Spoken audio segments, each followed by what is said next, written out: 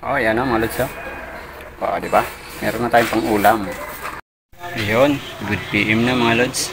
Mag-aalauna na. So, nabisi tayo. Wala tayong pang ulam. So, ito, nakapag-harvest na ako ng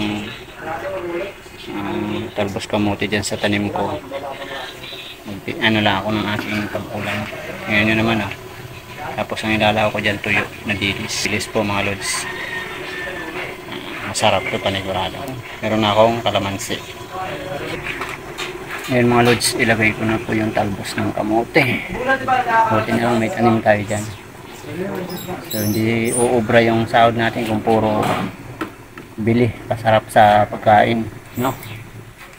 Kaya sikat tayo.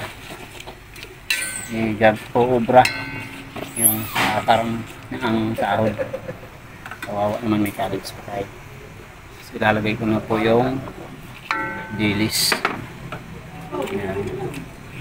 Takpan ko lang siya para kumulo ng maluto. Ayan, takpan ko lang mga lods. So yun yung ulam ko ngayon. Nagkaalauna na. Tapos ito mga lods, yung kanin ko, yung bahaw ko kagabi, ninit ko na lang para makatipid. Ayan, pinisa ko na rin po pala yung pangpaasim nating kalamansi, no? So yun yung magpapasarap lalo dyan sa ating pusido na tuyo. Sarap po yan mga lods. So ito yung mga lods, buksan natin. Ayun. Pwede na natin ilagay ito. Ang bango ng tuyo. Ayan So diba, pag may tanim ka sa kahit dyan sa paligid mo, huwag lang sasayangin ang oras. Ibibitin yung lupa, sabi ng tatay ko. Kasi yung mga kapitbahay binibitin daw ang lupa. Hingi ng dahon ng malunggay.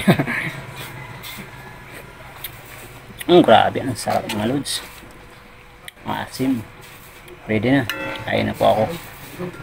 So ayan, paki-like and share naman po ng ating mga video na ina-upload sa ating Facebook page, sa ating Facebook profile.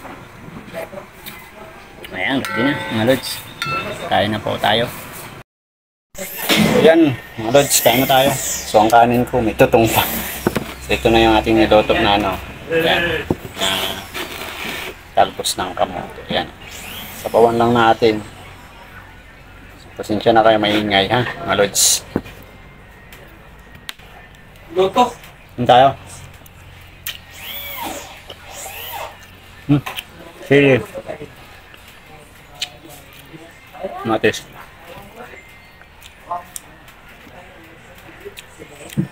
Ay, tayo. Tayo. Ano mga apo ni? 29. Ano yan, Mark? 28 ba? Hindi.